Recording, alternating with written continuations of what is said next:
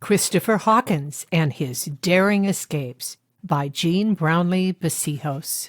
Chapter 1, May 4th, 1776, Providence, Rhode Island.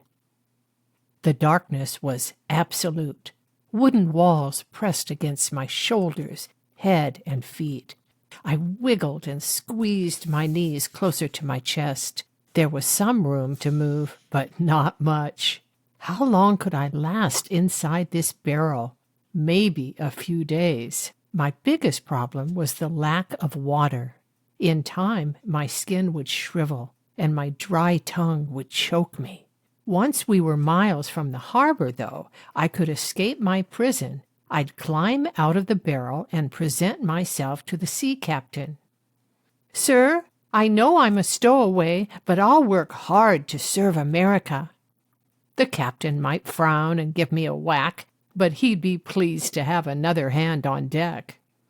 My stowaway boat was anchored in Providence Harbor.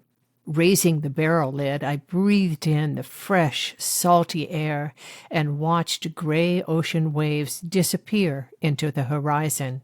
It was my destiny to become a sailor. "You rascal! What are you doing in there?" A rough hand yanked me by the ear out of the barrel. I tumbled to the deck. A sailor with powerful arms raised his foot to kick me, but I rolled out of the way. "I wasn't trying to stow away, I promise. At least not today, maybe in a few months." "You little urchin!" He lurched forward to grab me, but I scrambled to my feet. The seaman grunted. "I'll have you put in the pillory and then throw rotten eggs at you." Racing like a rabbit, I sped down the ship's plank and into the town of Providence. I zigzagged around a farmer hauling a cart of turnips and almost tripped a woman in a fine blue dress. "Sorry!" I glanced behind, but no one was following me. I made my way to the boat belonging to my friend's uncle. It was an aging 45-foot sloop with one mast and two sails. My blonde friend yelled from the edge of the boat, "Christopher Hawkins, where were you?" "I was practicing stowing away on that ship." I pointed to the vessel. "What? You're a ninny hammer. Help carry these boxes to my uncle's. Hurry, the sun's setting." I climbed on board. Josiah and I carried the heavy boxes down the plank and onto the cobblestone street. We made our way through the crowd and past two rich merchants with their big bellies and sharp noses in the air. Loud shouts came from a group of men in the middle of the street. Josiah and I halted.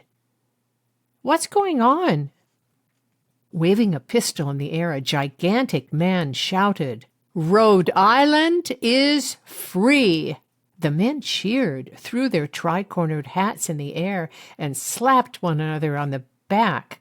"Huzzah! Huzzah!" Josiah called to a man who was waving a beer tankard. "Sir, what happened?" "Today, the colony of Rhode Island has renounced its allegiance to Great Britain," the man proclaimed. I let out a whoop.